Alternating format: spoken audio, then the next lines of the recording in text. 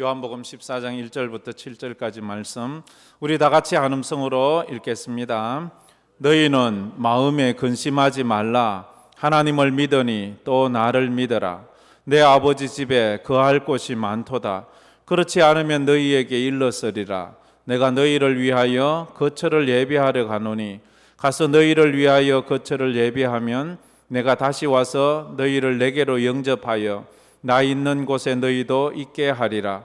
내가 어디로 가는지 그 길을 너희가 아느니라. 도마가 이르되 주여 주께서 어디로 가시는지 우리가 알지 못하거늘 그 길을 어찌 알게 싸움나이까. 예수께서 이르시되 내가 곧 길이요 진리요 생명이니 나로 말미암지 않고는 아버지께로 올 자가 없느니라. 너희가 나를 알았더라면 내 아버지도 알았으리로다. 이제부터는 너희가 그를 알았고 또 보았느니라. 아멘. 아멘. 계속해서 예수님의 자기 계시에 대한 말씀을 저희들이 묵상하고 있습니다. 여러분들이 점점 예수님을 더 깊이 알고 분명히 알아갔으면 좋겠습니다. 우리는 신앙생활을 합니다.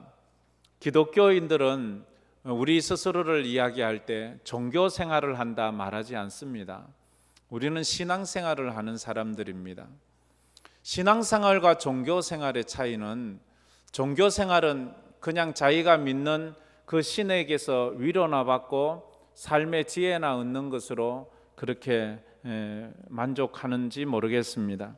그런데 우리 신앙생활은 그런 게 아닙니다. 신앙생활은 취미생활이 아닙니다. 신앙생활은 동호회 모임도 아닙니다. 신앙생활이라는 것은 천국으로의 여행입니다. 신앙생활은 천국 여행을 준비하는 것입니다. 내가 신앙생활을 하고 있다고 말하면서도 천국으로의 여행을 출발하지 않았다면 그 사람은 종교생활을 하고 있는 것입니다. 종교의식을 드리고 있는 것입니다.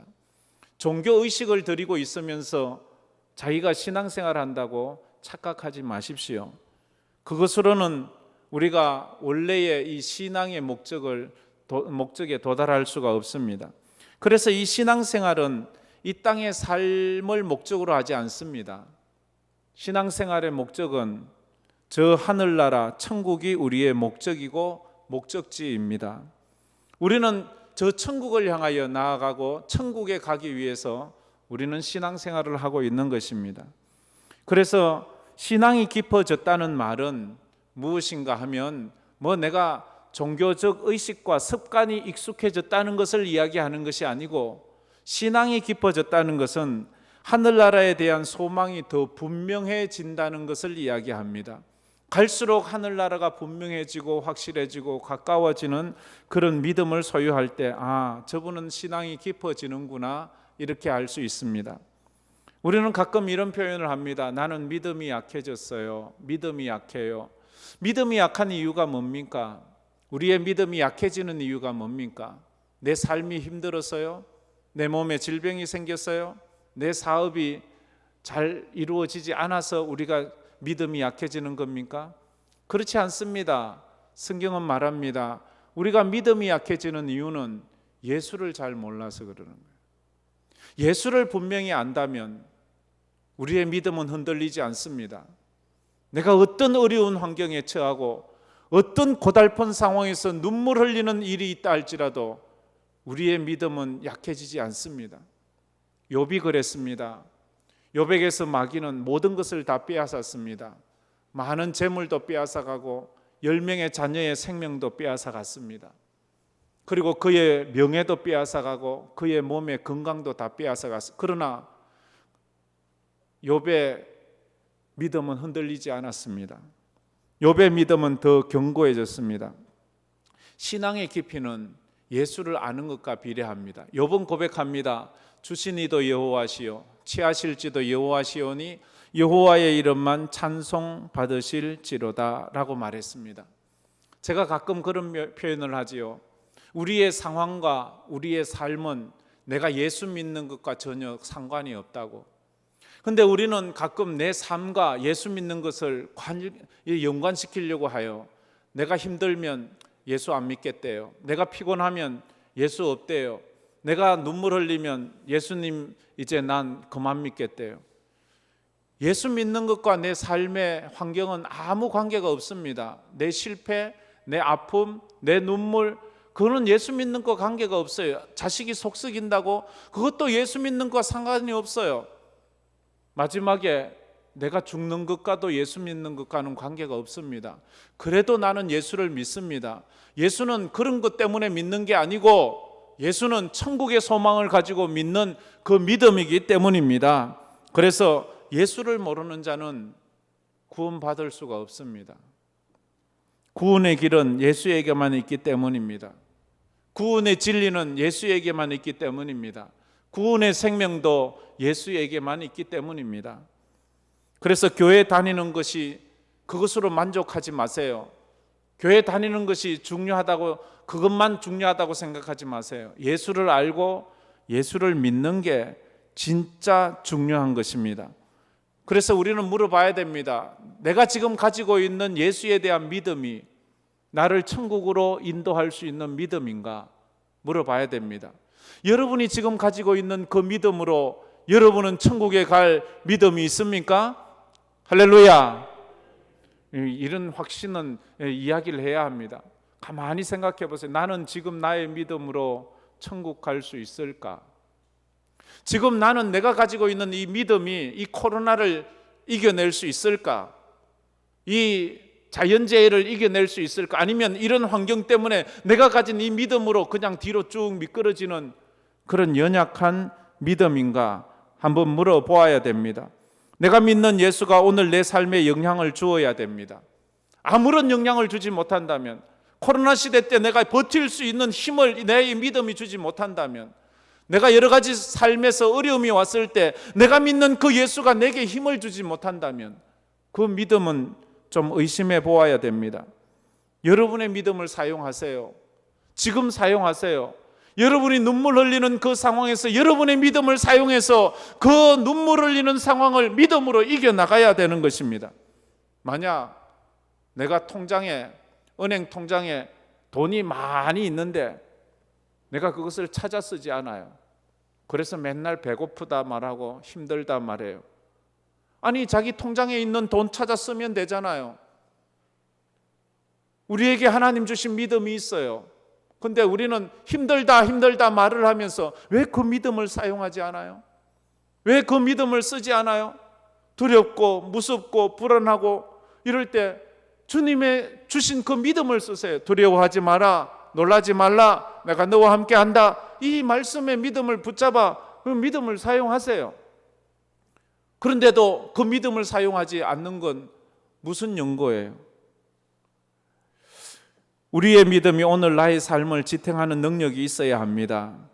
삶을 이겨내게 하는 믿음이어야 합니다. 믿음 따로 내 삶 따로, 이건 믿음이 나한테 전혀 영향력이 없다는 거예요. 믿음 따로 내 삶 따로가 되면 안 됩니다. 믿음과 내 삶은 같이 가야 합니다. 삶으로 살아내는 믿음이어야 합니다. 삶으로 살아내는 내 신앙의 고백이 아니면 내 신앙은 뭔가 문제가 있는 거예요. 하나님 살아계시고 천국 있고 죽어도 영원히 산다고 믿었고 고백하면서도 벌벌벌벌 떨고 있다면 그건 삶과 믿음의 괴리가 있는 것 아니겠습니까? 그래서 우리 그리스도인들은 이렇게 살아야 됩니다. 우리의 삶을 보고 믿지 않는 사람들이 야, 저 사람을 보니까 정말로 예수 믿는 사람은 뭔가 다른 것 같아. 저렇게 힘들고 어려운 상황에서도 저렇게 인내하고 잘 견디고 그래도 흔들림 없이 믿음으로 사는 거 보니까 참 저 사람 보니까 하나님이 살아계신 것 같아. 이런 말을 들어야죠. 그래서 나도 예수를 믿어야 되겠네. 사람들은 대부분 삶이 힘들고 어려우면 막 삽니다. 아무렇게나 삽니다. 힘들다는 이유 때문에, 어렵다는 핑계로 자기 삶을 영적으로 도덕적으로 마음껏 무너뜨리면서 아무렇게나 삽니다. 예배도 드리지 않고 기도도 하지 않고 믿음으로 살지도 않습니다. 그건 그거의 믿음이 아무런 영향력이 없다는 거예요. 혹시 여기 그런 분이 있습니까? 그런 믿음을 가져서는 안 됩니다. 내가 힘들고 어려워도 내 믿음을 사용해야 합니다. 그 믿음으로 이겨나가야 합니다. 오늘 본문에 있는 제자들의 모습을 봅니다. 제자들은 예수님을 3년이나 따라다니고 예수님에게 많은 말씀을 배우고 예수님의 이적과 기적과 표적을 경험했어요.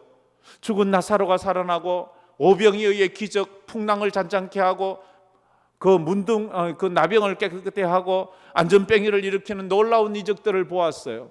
그런데 오늘 제자들의 마음은 어떤 상태입니까? 1절 말씀에 저렇게 말하죠. 우리 1절 말씀 다 같이 다시 한번 읽어보겠습니다. 너희는 마음에 근심하지 말라. 하나님을 믿으니 또 나를 믿어라. 너희는 마음에 근심하지 말래요. 이 말은 무슨 말이에요? 제자들의 마음이 지금 근심이 가득한 거예요. 그러니까 예수님이 그 제자들을 보고 근심하지 마 이렇게 말하지요. 울고 있는 사람에게 야 울지 마 이래야지, 울지도 않는데 울지 마 이러면 나 안 우는데 이렇게 말하잖아요. 그렇잖아요. 지금 제자들은 마음에 근심이 가득해요. 왜요? 이제 그 앞에 13장에 이 지금 오늘 본문의 이야기를 나누기 전에 예수님이 제자들에게 하신 말이 있어요. 너희 중에 하나가 나를 판대요. 그 너희 중 하나가 가룟 유다지요, 그죠? 너희 중 하나가 나를 팔 것이야. 나를 3년이나 쫓아다녔던 내 제자가 우리 중에 하나가 예수님 배반한다고? 그럼 또 예수님 말해요. 베드로야, 너는 오늘 밤 닭이 울기 전에 나를 3번 부인할 거야. 아니 예수님, 그런 일은 없습니다. 내가 죽는데 가더라도 주님 아니야. 너는 오늘 닭 울기 전에 나를 3번 부인할 거야. 이러니까 마음이 갑자기 근심이 되는 거예요. 불안이 되는 거예요. 그런데 한마디 더 하세요. 예수님이 내가 너희들을 떠날 거야. 너희들만 남겨두고 나는 떠날 거야. 떠난다는 표현은 나는 이제 죽는다 이런 표현이에요. 그 말을 들은 제자들의 마음이 근심이 가득 찼어요. 불안이 가득 찼어요. 그들 제자들의 그 근심된 마음을 보고 지금 주님이 하시는 말이에요. 우리가 코로나 상황을 보고 폭우와 홍수를 보고 또 경제적 어려움들을 보고 전쟁의 상황들을 보면서 우리의 마음에 근심이 가득 찰 수가 있습니다. 그 마음을 보고 주님이 하시는 말씀, 너희 마음에 근심하지 말아라. 마음이라고. 이 마음은 무슨 마음인가 하면 영적인 신앙의 중심지를 말하는 거예요. 그냥 우리 생각을 하는 곳, 우리의 삶을 이끌어가는 그런 정도의 육체적 마음을 이야기하는 것이 아니라 영혼을 이야기하는 거예요. 여기서 마음은 영혼. 너희 마음, 너희 그 영혼, 그 신앙의 위기는 바로 이 마음이 공격받을 때예요. 우리는 육체가 공격받고 삶이 어려워져서 신앙의 위기가 왔다고 생각하지만 성경은 그렇게 말하지 않아요. 사단은 언제나 우리의 삶을 공격하면서 근본적으로 공격의 목표 지점은 우리 마음이 흔들리게 만드는 거예요. 우리 영혼이. 욥을 사단이 공격한 이유가 뭐예요? 욥의 입에서 하나님을 저주하고 하나님을 욕하고 그의 신앙을 버리게 하기 위해서 그의 자녀를 다 죽이고 그의 재물을 다 빼앗아가고 그의 몸에 아주 고칠 수 없는 그런 저주스러운 질병을 주고 그의 명예를 다 빼앗아가서 그의 입에서 하나님을 저주하고 하나님을 부인하게 만들려고 그 상황을 어렵게 만드는 거예요. 그래서 우리는 이걸 보아야 돼요. 지금 내 상황을 마귀가 어렵게 하는 그것을 보면서 이것은 내 신앙, 내 마음을 공격하는구나. 내 마음을 무너뜨리고 있구나. 내 마음이 하나님을 부인하게 만들려고 하는구나. 내가 이럴수록 더 믿음으로 살아야지. 이런 마음이 있어야 돼요. 그래서 잠언 4장 23절에 이렇게 말씀하지요. 우리 다 같이 한번 저 말씀 읽어보도록 하겠습니다. 뭐든 지킬 만한 것 중에 더욱 내 마음을 지키라. 생명의 근원이 이에서 남이니라. 우리가 가장 중요하게 지킬 것은 돈이 아니에요. 우리 건강도 아니에요. 우리 명예도 아니에요. 우리 마음을 지키래요. 우리 인생이 무너지는 것은 돈이 없어서 무너지는 것이 아니에요. 건강이 없어서 무너지는 게 아니에요. 내 마음이 무너져서 내 인생이 다 무너지는, 내 마음, 영혼이 무너져서 영혼을 잃어버리면 우리는 지옥 갈 수밖에 없어요. 그래서 우리는 지킬 만한 것 중에 이 마음을 지키려고 늘 노력, 이 마음이라는 것은 영혼을 말하는 것입니다. 그러면서 하는 말이 그 마음에 그 영혼 속에 근심이 없게 하라. 근심하지 말라. 이 근심이라는 말은 무슨 말일까요? 근심이라는 말은 내 이 영혼이 매우 혼란스러워져서 흔들리는 상태를 말해요. 네 영혼이 혼란스러워 흔들리지 않게 해. 이걸 더 쉽게 표현하면 바다에 배가 한 척 떠 있는데 갑자기 바람 풍랑이 일어서 그 배를 막 뒤집어 엎는 거예요. 그래서 그 배가 자초되게 만들려고 하는 그런 상태가 근심이에요. 내 삶에서 일어나는 여러 가지 문제들이 내 마음을 뒤흔들어서 내 마음을 좌초시키게 만들지 말라는 거예요. 여러분은 어떤 상황에서 여러분의 마음이 흔들리고 여러분의 마음이 부서져서 이렇게 세상의 바다에 풍덩 빠지게 만듭니까? 그래서 우리는 이것을 직역하면 이렇게 표현할 수 있어요. 너희 마음이 계속 혼란에 빠지지 않게 하라, 이 말이에요. 너희 마음이 상황의 지배를 받아 흔들리지 않게 하라. 우리 마음, 영혼이 상황의 지배를 받지 않아 흔들리지 않게 해야 되는 거예요. 근데 우리는 알아요. 이런 말 예수 믿는 사람이 하면 안 되는데, 이런 생각 예수 믿는 사람이 하면 안 되는데, 이런 생활을 예수 믿는 사람이 하면 안 되는데 하면서도 거기에 지배를 받으면서 산다면 안 된다 하는 것입니다. 성도는 마음을 뒤흔드는 근심을 극복하는 비결이 뭔가요?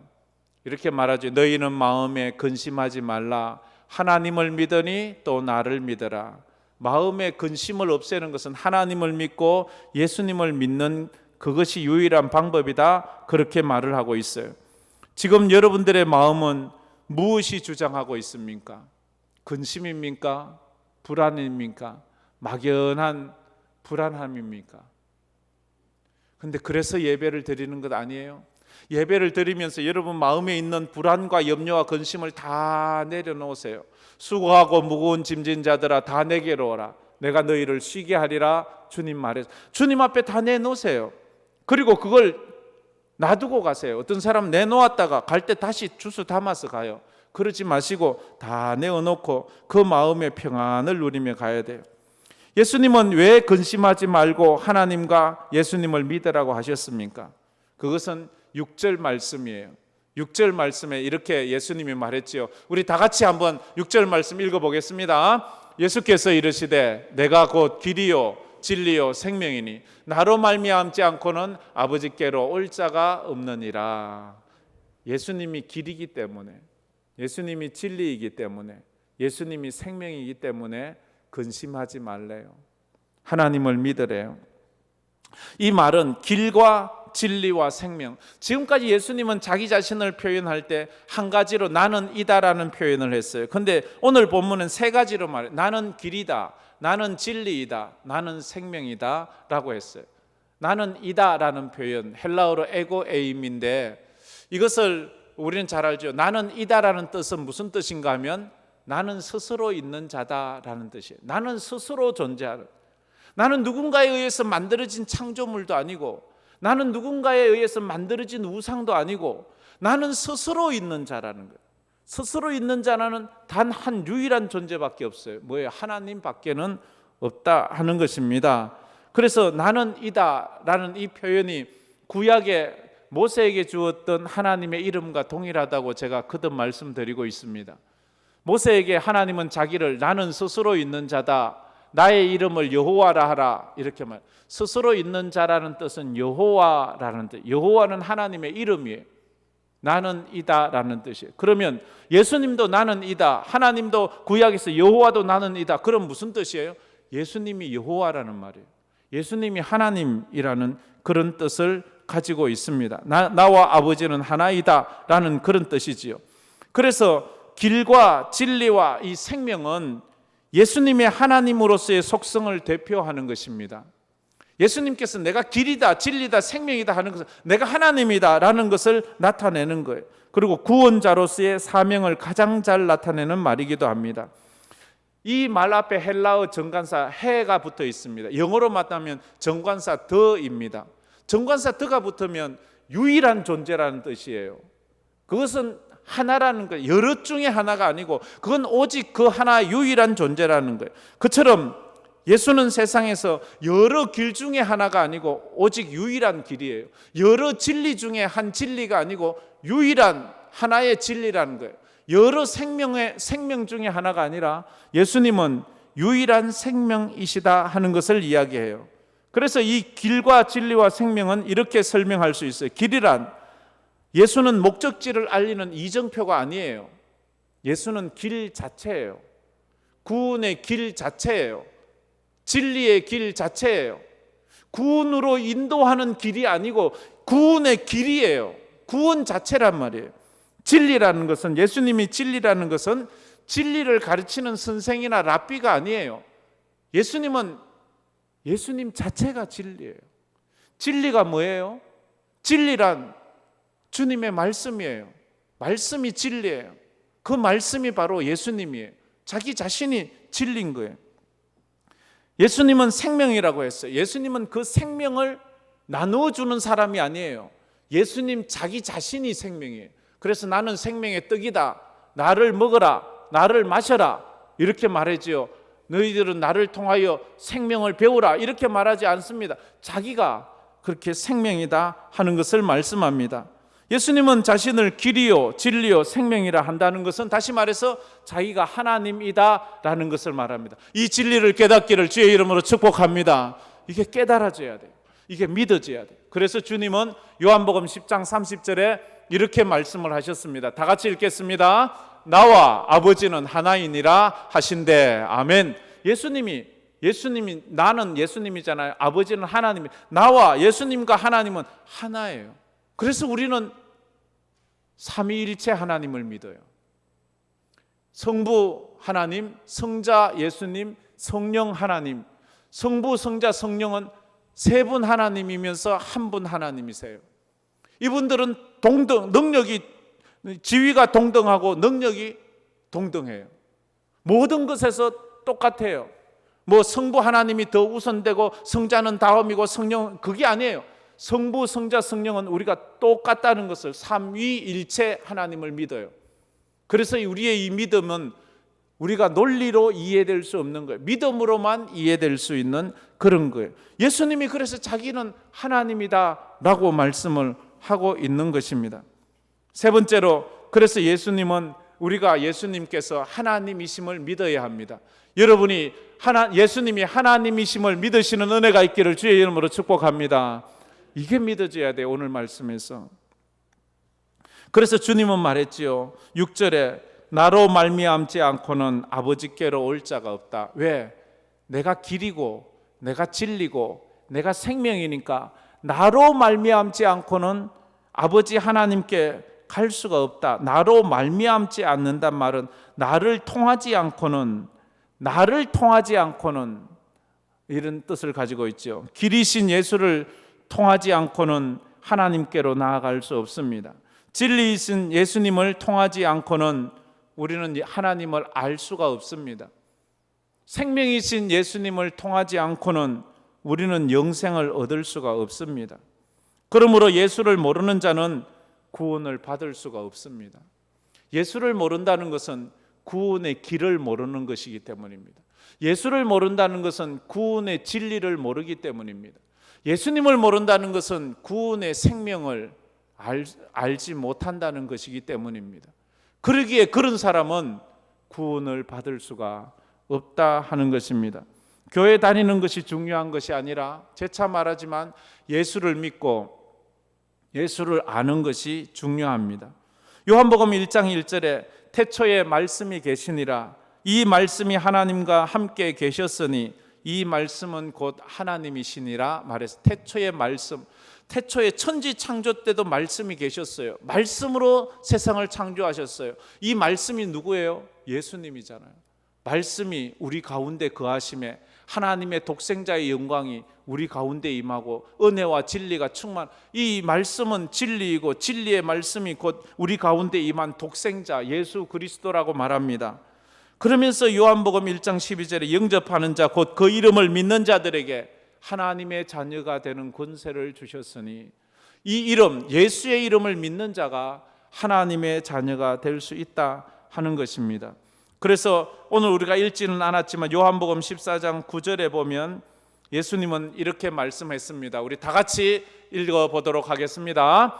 예수께서 이르시되 빌립아 내가 이렇게 오래 너희와 함께 있으되 내가 나를 알지 못하느냐? 나를 본 자는 아버지를 보았거늘 어찌하여 아버지를 보이라 하느냐? 아멘.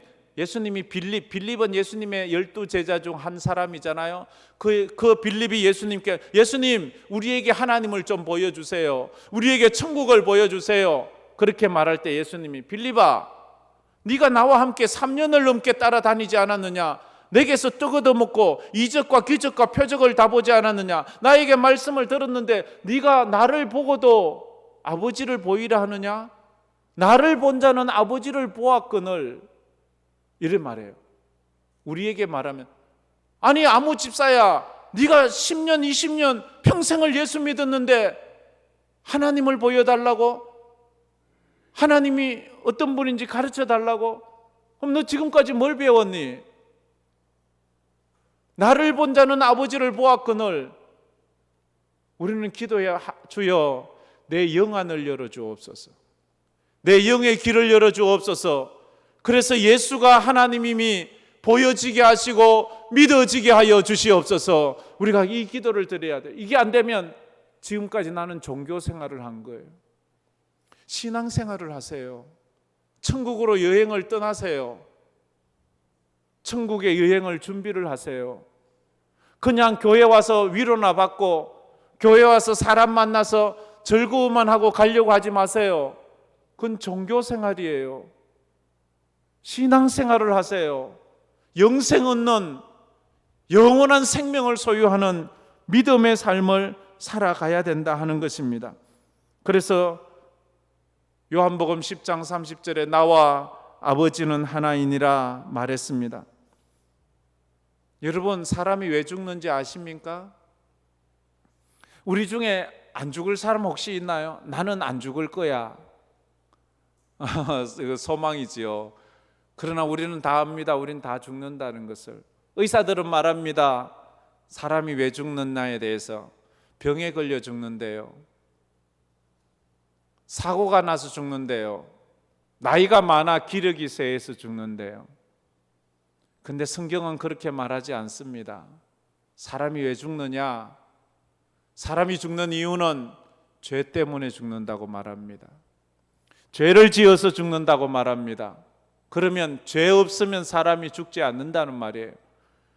로마서 5장 12절에 이렇게 말씀하죠. 우리 다 같이 한번 읽어보겠습니다. 그러므로 한 사람으로 말미암아 죄가 세상에 들어오고 죄로 말미암아 사망이 들어왔나니 이와 같이 모든 사람이 죄를 지었으므로 사망이 모든 사람에게 이르렀느니라.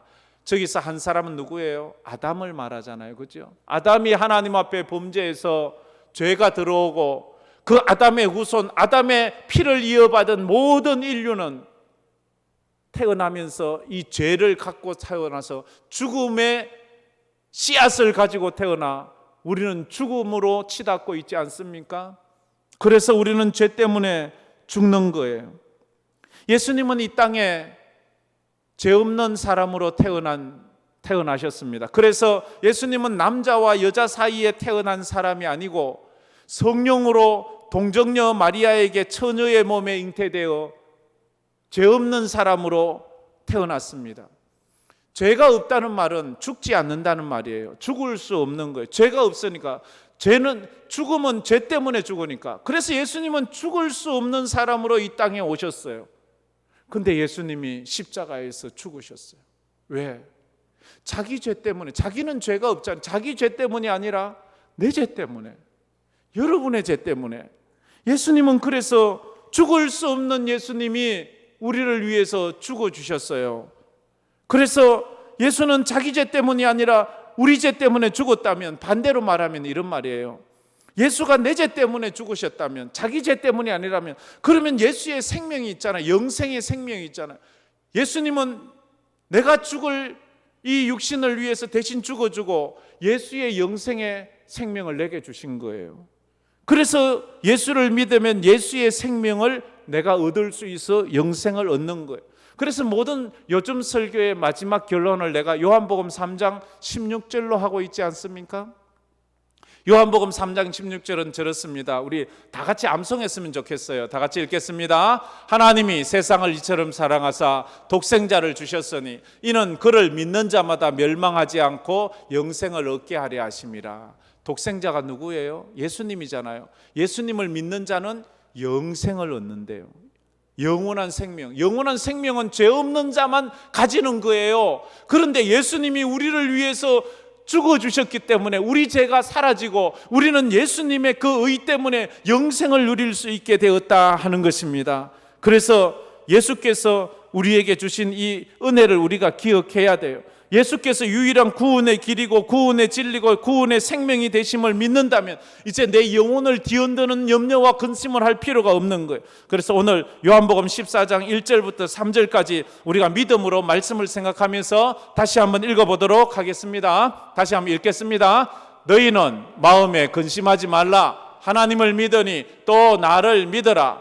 2절 내 아버지 집에 거할 곳이 많도다. 그렇지 않으면 너희에게 일렀으리라. 내가 너희를 위하여 거처를 예비하려 가노니 가서 너희를 위하여 거처를 예비하면 내가 다시 와서 너희를 내게로 영접하여 나 있는 곳에 너희도 있게 하리라. 아멘. 이걸 요약하면 무슨 말이에요? 너희들 마음에 근심하지 말아라. 내가 천국을 예비하러 간다. 내가 언젠간 다시 천국을 예비하고 너희들에게 올 것이다. 그때 내가 너희들을 다시 데리고 내 아버지 집 천국으로 갈 것이다. 너희들은 걱정하지 말라, 염려하지 말라. 왜? 내가 곧 길이요 진리요 생명이기 때문이다 라고 말했어요. 마지막으로 이야기 하나 하고 마치겠습니다. 페니 제인 크로스비라는 여인이 있었습니다. 1820년도에 태어났습니다. 그녀는 찬송가 작사자였습니다. 찬송가를 12,000곡이나 지었습니다. 그러면서 그녀의 그 영성은 얼마나 깊었는지 몰라요. 한국 찬송가에도 그녀가 지은 찬송가가 24곡이나 삽입되어 있습니다. 그녀는 뉴욕에서 태어났습니다. 태어난 지 6주 만에 의사가 잘못된 약물을 주어서 그걸로 말미암아 시각장애인이 되었습니다. 6주 만에. 그녀가 돌이 지났을 때에 그녀의 아버지가 병에 들어 죽었습니다. 생활이 너무 어려워지자 그녀의 어머니, 어린 어머니는 그 아들을 자기 처가에 놔두고 집을 나가고 말았습니다. 어린 크로스비는 돌 지나면서부터 외할머니 품에서 자랐습니다. 크로스비가 11살 되었을 때 그를 그렇게 사랑해주고 키워주었던 외할머니조차 돌아가셨습니다. 크로스비는 고아처럼 살았습니다. 시각장애인으로서 정말로 너무너무 어려운 삶을 살았습니다. 그러나 외할머니가 그녀가 11살까지 자랄 때 늘 성경을 읽어주고 기도를 가르쳐 주었습니다. 누가 보아도 크로스비의 인생은 불행한 인생입니다. 불쌍한 인생이에요. 참 가난한 인생이었습니다. 그런데 그녀가 자라서 시각장애인으로 가사를 짓고 이렇게 믿음 생활하면서 세상에 영향력을 끼치면서 그녀는 말했습니다. 나는 세상에서 가장 행복한 사람이라고 말했습니다. 사람들은 그녀를 비웃었습니다. 웃기는 소리 하고 있네. 거짓말하고 있네. 그걸 누가 믿어?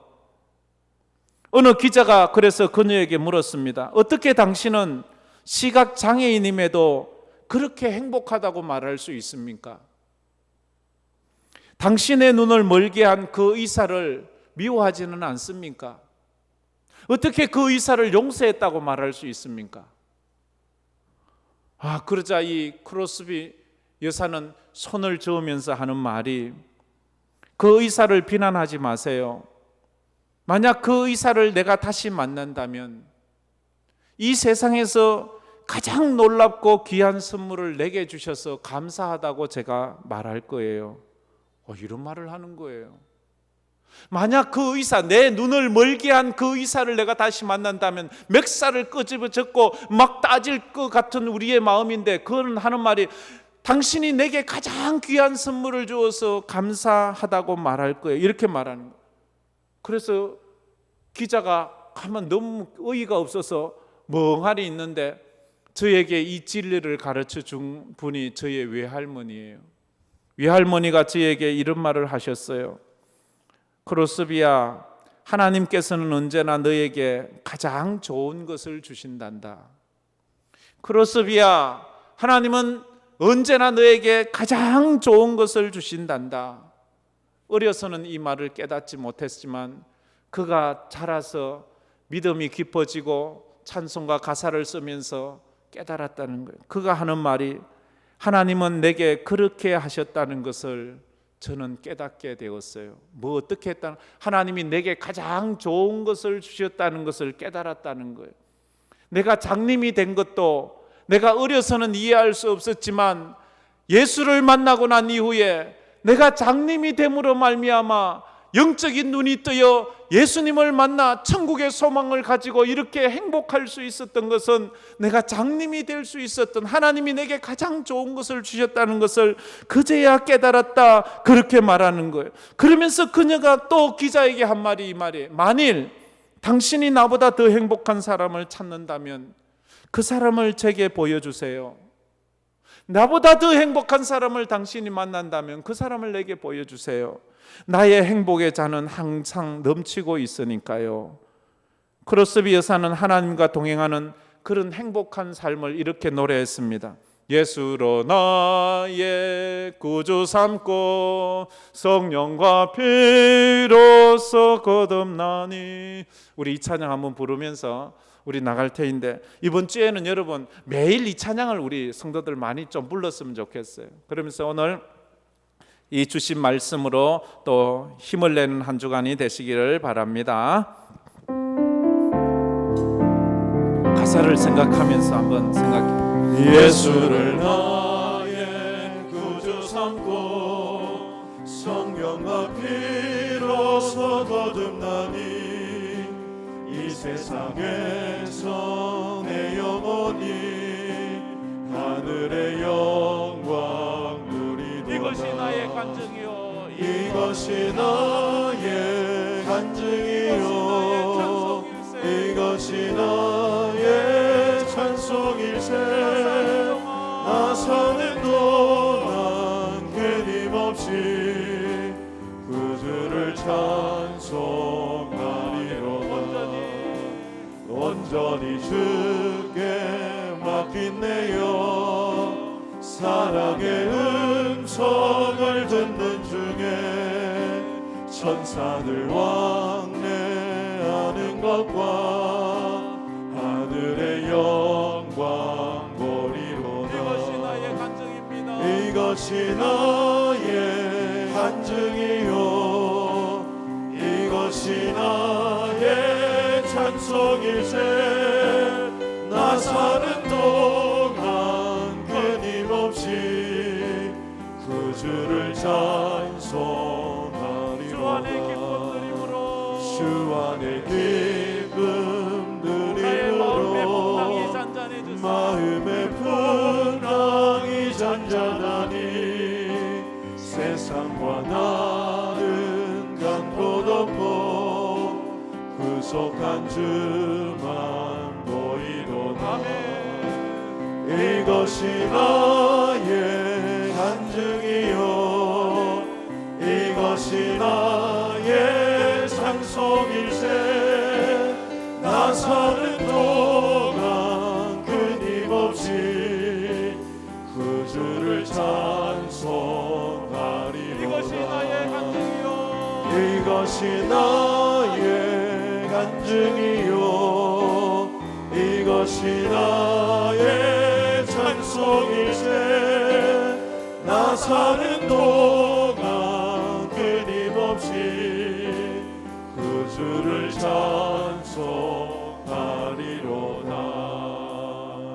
우리 다 같이 눈을 감고 머리를 숙여 말씀을 생각하면서 한번 기도했으면 좋겠습니다. 여러분은 신앙생활을 해오고 있습니까? 종교생활을 하고 있습니까? 여러분은 영원한 천국으로 여행을 하고 있습니까? 아니면 예배당에서 종교의식만 드리고 있습니까? 여러분의 마음은 어떻습니까? 근심으로 가득 찹니까? 아니면 예수의 은혜로 가득 찹니까? 주님은 말합니다. 내가 길이요 진리요 생명이라고 말합니다. 예수님이 길 자체입니다. 진리 자체입니다. 생명 자체입니다. 예수 안에 영생이 있습니다. 주님, 내게도 이런 은혜를 주시고 예수 믿는 믿음을 사용할 수 있는 힘을 주세요. 내가 이 한 주간도 살아갈 때 이 예수 믿는 믿음, 그 은혜 감격으로 살아서 이 땅에서 정말로 주님의 나라를 누리며 찬송하며 이 찬송 부르며 살아갈 수 있는 은혜가 있게 해달라고 다 같이 한번 통성으로 기도하겠습니다. 참 좋으신 하나님 감사합니다. 사랑을 감사합니다. 오늘도 저희들이 주님을 예배하는 자리에 앉게 복된 날을 해주셔서 맞이하여서 주님 앞에 나와 하나님의 귀한 말씀을 듣습니다. 너희는 마음에 근심하지 말라. 하나님을 믿으니 또 나를 믿으라고 그렇게 아버지는 주님께서 우리들에게 말씀하셨습니다. 이 근심이 많고 염려와 걱정이 많은 이 세상을 저희들이 살아가고 있지만 하나님 아버지 우리에게 근심하지 말라고 말씀하십니다. 하나님 아버지 길이요 진리요 생명 되신 주님을 아버지 날마다 우리의 아버지 하나님 삶으로 아버지 하나님마다 아버지를 길 되시고 진리 되신 생명 되신 그 주님을 믿음으로 아버지를 동행하며 나아갈 수 있는 그 사랑하는 모든 성도들이 되게 하여 주시옵소서. 세상을 아버지 우리를 넘어뜨리려고 합니다. 근심이 아버지 하나님 하늘 이 땅을 지나가게 합니다. 하나님 아버지 그렇지만 믿음으로 날마다 주님과 동행함으로 말미암아 아버지 우리가 살아가는 그 삶의 현장이 천국이 되고 하나님 나라가 임하는 귀한 은혜의 역사들이 있게 하여 주시옵소서. 너희는 마음에 근심하지 말라. 하나님을 믿으니 또 나를 믿어라 하셨습니다. 그 이유는 내가 곧 길이요 진리요 생명이니 나로 말미암지 않고는 아버지께로 올 자가 없기 때문이다 라고 말했어. 우리가 예수를 믿고 있다면, 길이신 예수를 믿고 진리이신 예수를 믿고 생명이신 예수를 소유하고 있다면 우리 마음에 근심이 떠나가게 하여 주시옵소서. 사단마귀는 우리의 상황을 곤란하게 해서 우리 마음에서 예수를 부인하고 하나님을 부인하며 하나님을 떠나게 하지만 우리가 이 지혜를 가지고 믿음을 가져서 우리 상황이 어떠하든지 우리 길이요 진리요 생명 되신 주님 붙잡고 믿음으로 이 땅을 걸어가는 우리 모든 성도가 되게 하여 주시옵소서. 그래서 요즘 같이 코로나 시대에 힘들고 어렵지만 믿음으로 이겨 나가게 하여 주시고, 또 여러 가지 자연 환경이나 경제적 상황이나 정치적 상황이 힘들지만 우리 성도들 그것 바라보지 말고 십자가에 예수만 바라보는 은혜가 있게 하여 주시옵소서. 지금은 우리 주 예수 그리스도의 은혜와 우리 하나님 아버지의 무한하신 사랑하심과 성령님의 감화 감동 위로 충만하심이 예수만 바라보며 예수가 길이요 진리요 생명임을 믿으며 그 주님과 함께 이 땅을 걸어가기로 마음에 다짐하는 우리 모든 성도들 머리 위에 흩어진 우리 열가정 파송 선교사들 사역과 삶 위에 이제로부터 영원토록 함께 있을지어다. 아멘.